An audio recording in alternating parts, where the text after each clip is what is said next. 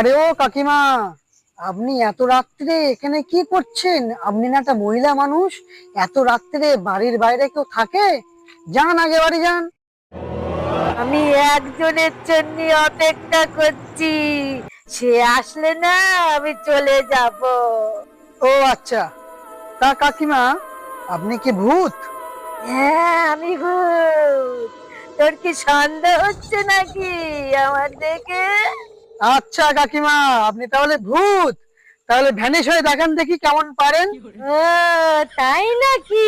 ভূত বুঝি জানিস? ও আচ্ছা, ঠিক আছে, দাঁড়ান।